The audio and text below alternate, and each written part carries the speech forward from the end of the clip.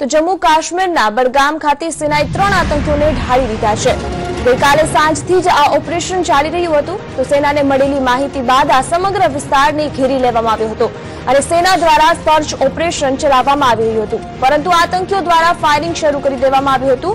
આ સમગ્ર ઓપરેશન આખી રાત ચાલ્યું હતું, જેમાં સેનાના એક પણ જવાનને હાનિ નથી પહોંચી। આ જ મુદ્દા પર વધુ જાણકારી માટે અમારા ચેનલ હેડ વિવેક ભટ્ટ અમારી સાથે જોડાઈ ચૂક્યા છે।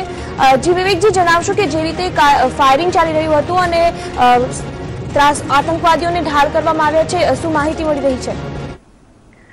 બિલકુલ દિવ્યા, કાલે અમરનાથના યાત્રાળુ પર એમના ઉપર હુમલો થયો એના બાદ લગાતાર સર્ચ ઓપરેશન ચાલી રહ્યા હતા। બડગામનો મોગમ સેક્ટર છે, ત્યાં આતંકવાદીઓ છુપાયા હતા અને રાતના લગભગ 9 વાગ્યાથી લગાતાર ઓપરેશન ચાલ્યું સવારે 6 વાગ્યા સુધી અને 3 આતંકવાદીઓ જે ત્યાં છુપાયેલા હતા એ બધા જ આતંકવાદીઓને ઠાર કરાયા છે।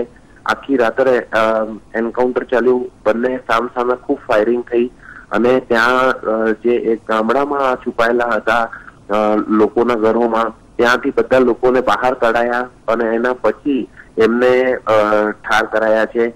તો સમગ્ર માહિતી મળી રહી છે અત્યારે થોડીક વાર પછી જે છે એ, કેમ કે હાલાત જે છે જે ગામ છે ત્યાં હાલાત સારા નથી। બધું જ ગામ જે છે ક્યાંક ને ક્યાંક ફોજને વિરુદ્ધમાં ઉભું થઈ ગયેલું હતું અને લોકલ સપોર્ટ એટલો બધો હતો કે ખૂબ મહેનત કરવી પડી રાતના, કેમ કે લોકો ઘરથી બહાર નીકળવા માટે તૈયાર ન હતા અને લોકોના ઘરોમાં 3 આતંકવાદીઓ જે છે એ ફસાયા હતા। સિક્યુરિટી ફોર્सेसे બહુ મહેનત કરી આખું ગામ ખાલી કરાયું, 3 આતંકવાદીઓને ઘેરી લીધા અને એમને ઠાર કરાયા છે।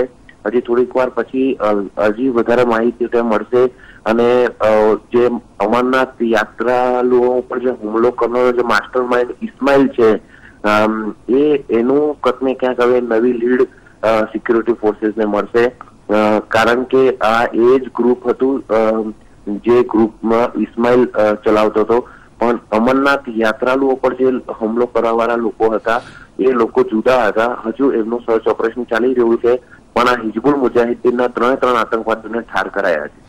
જી, આભાર આપનો સમગ્ર માહિતી બદલ।